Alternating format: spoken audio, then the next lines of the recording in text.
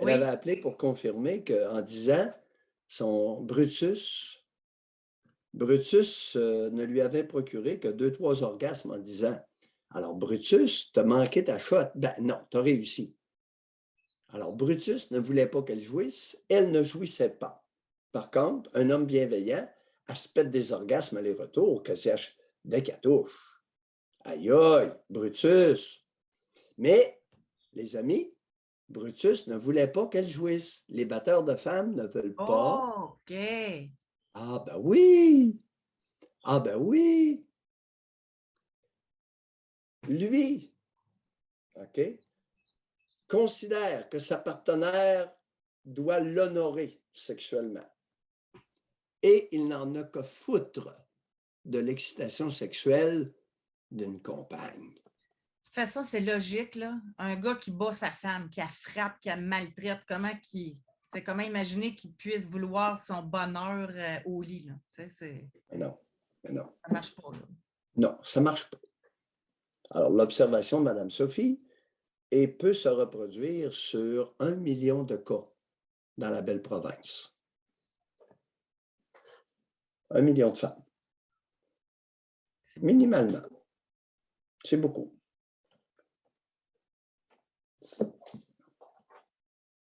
Fait qu'il n'y a pas tant d'orgasmes que ça au Québec. Ça ne revole pas. Ça ne revole pas trop, puis ça ne revole pas souvent. Il y a beaucoup de blabla, mais ça, c'est comme sur la fréquence sexuelle. Avoir les vrais chiffres, là. Hein? Non, ça ne copule pas beaucoup. Je pense qu'on serait surpris. Ouais. Je pense que les moyennes doivent friser 2-3 fois par mois, toute catégorie d'âge, c'est-à-dire les 60 ans et moins. Les petits vieux, comme moi, écoutez, on fait ce qu'on peut avec ce qu'on a. Hein? On fait ce qu'on peut avec ce qui nous reste, les gars. Hein? Mesdames. Bon, ceci étant dit. Alors, les 60 ans et moins, les 20 ans, 60 ans, quand ils ont copulé 2-3 fois par mois, la plupart sont fatigués. Hommes et femmes confondus.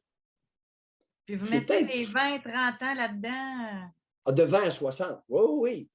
Ah oui, ça ne faut pas beaucoup. Ah non. Hey, Même dans la vingtaine, puis dans la trentaine. Non. Puis ça diminue.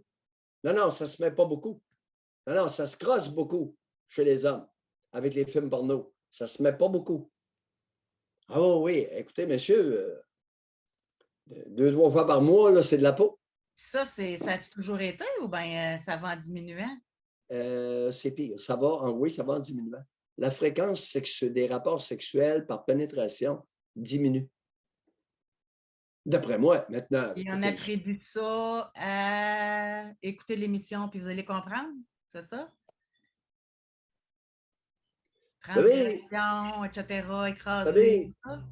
Copuler à Oscar, là, Oscar aurait avantage à j'allais dire, encastrer son témoignage. Non, mais des femmes, matriarcat, ça a toujours existé. Vous pensez qu'il y en a plus maintenant? Ben voyons, Oscar, il y a une maudite patience. Il est patient, Oscar. Non, mais c'est parce que vous attribuez. Là, je comprends l'histoire d'Oscar, mais vous en alliez dire que à cause du matriarcat, c'est pour ça qu'il y a moins d'hommes qui ont des relations sexuelles par pénétration, mais il me semble que j'ai entendu tellement d'histoires du passé avec des femmes matriarcales, puis c'était clair, puis c'était, même si elle était à la maison, c'est elle qui menait, puis... Bon, maintenant, l'hypocrisie est avant tout féminine. Puis, c'est pas toujours mauvais. Alors, il y a des femmes qui étaient dominantes dans la relation, mais laissaient croire au gars que c'était lui le dominant. Il y a vraiment une crosse ici qui est très habile et que j'admire même, dans bien des cas. Vous savez, l'hypocrisie, c'est pas toujours mal. Une femme peut être hypocrite et avoir raison de l'être. Que ce soit dans l'intérêt des deux qu'elle le soit. j'ai reçu à maintes reprises dans mon cabinet des femmes qui, sciemment, se diminuaient, se taisaient. Hey, c'est toute qu'une belle ruse, ça. Oui, oui. Pour ne pas que le conjoint se sente inférieur à elle et cesse les copuler. Tout ça existe, les amis. Je vous le dis. OK. Fait que cette femme-là, OK, fait que le gars, lui, bref, il était capable d'avoir des relations sexuelles. Oui. Mais la femme qui, pour que le gars ne se sente pas inférieur, se diminue, se taise, elle devait avoir toutes que des orgasmes. Tu sais, à un moment Elle avait donné. d'autres. Elle avait ses raisons à elle qui méritent d'être respectées. Vous savez, l'histoire des orgasmes, ce n'est pas tout le monde qui court après ça. Qu'est-ce que j'ai mentionné ce matin au 9h30? J'ai parlé de la diversité humaine. Les femmes, ce n'est pas un groupe homogène. Arrêtez avec cette rhétorique-là. Les hommes et les femmes. Il y a énormément de diversité entre les hommes, énormément de diversité entre les femmes et une grande diversité lorsqu'on joint les deux groupes. On se ramasse avec un amalgame, avec une montagne de sous-groupes, avec différents types de caractères, d'appétit, d'aptitudes, de caractéristiques. C'est pour ça, ce matin, que j'ai mentionné, si vous arrivez avec vos histoires de « Ah, j'ai une solution pour tout le monde. Le 3, 2, 2, 3. » Ça ne marchera pas. Parce que ça défie la diversité humaine présente chez les enfants. Ce qui va fonctionner pour un va être absolument contre-indiqué pour l'autre.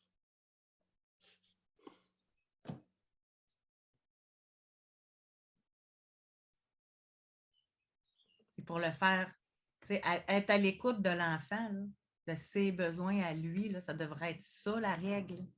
C'est quoi que l'enfant a besoin, lui? Bon. Et pour être à l'écoute, ou suite à l'écoute, ou avec l'écoute, il y a l'observation.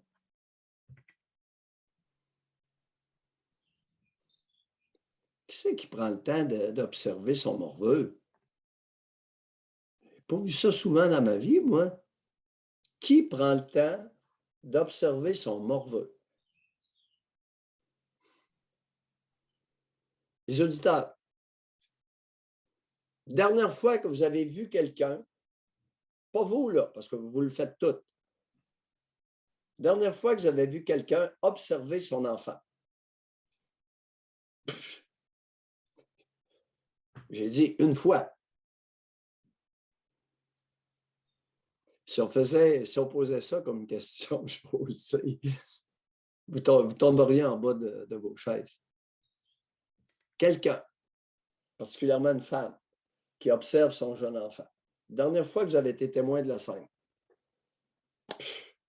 85% des femmes vont dire jamais, je n'ai jamais vu ça, une femme qui observe son enfant.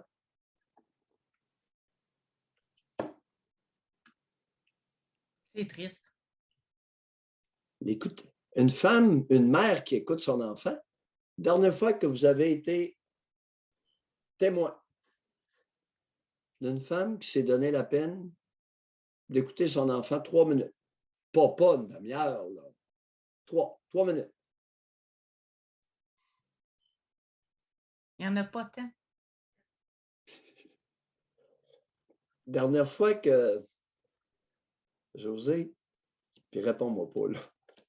La dernière fois que tu as été témoin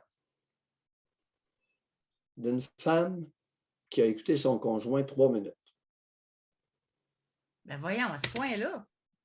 José, toi, puis réponds pas.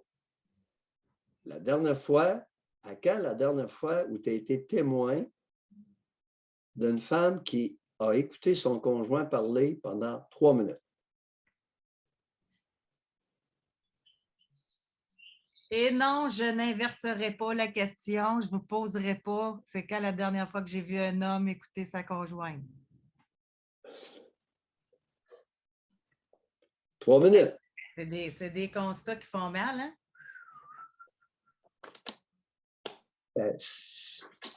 Voyez-vous, on veut plus d'harmonie. Voyez-vous, on veut plus d'harmonie. Nicolas, il y a comme une... Allons-y avec Nicolas. Allons-y avec Nicolas. Est-ce que c'est mieux comme ça? Oui, excellent. On va juste laisser finir la phrase au doc, là. Okay. Oui. Pardon? Comment? On va vous laisser compléter, là. Vous étiez en train de parler.